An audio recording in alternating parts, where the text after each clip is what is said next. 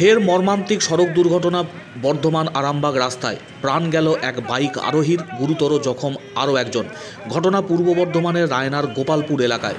জানা গেছে, সকালবেলায় বর্ধমান থেকে সগরাইগামী দ্রুতগতিতে আসা বাসের সাথে উল্টো দিক থেকে আসা বাইকের মুখোমুখি ধাক্কা লাগে, আর তার জেরেই এই মর্মান্তিক পরিণতি।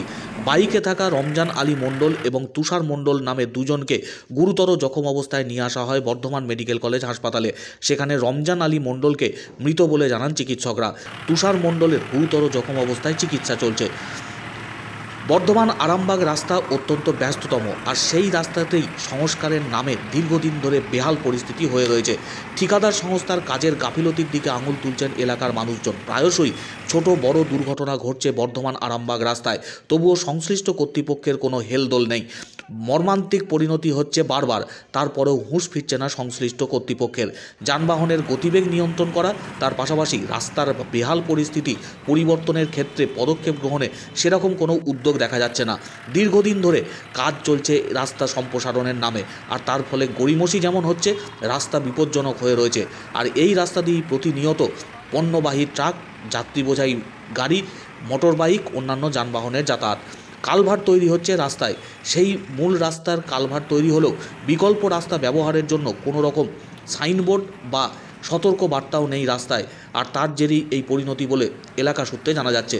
যাত্রী বোঝাই বাসের সঙ্গে উল্টো দিক থেকে আসা মোটর বাইকের সংঘর্ষে প্রাণ গেল এক ব্যক্তির। মৃত এবং আহত দুই ব্যক্তি রায়না 2 ব্লকের মাধবডিহি এলাকার বাসিন্দা বলে জানা গেছে। দুর্ঘটনা তুষার মণ্ডলের হাত ভাঙা ছিল এবং ডাক্তার দেখানোর জন্য বর্ধমান আসছিল। রমজান আলী মণ্ডলের সঙ্গে বাইকে চেপে ওই সগরাই মোড়ের আগেতে বাসের সঙ্গে শুনছি নাকি দুর্ঘটনা হয়ে এই ঘটনা ঘটেছে এবং রমজান আলী মণ্ডল মারা গেছে। ও গাড়ি নিয়ে বর্ধমান আসছিল তো ডাক্তার দেখাতে আসার ফলে ওই যে গোপালপুর মোড়ে একটা কালভার্ট তৈরি হচ্ছিল।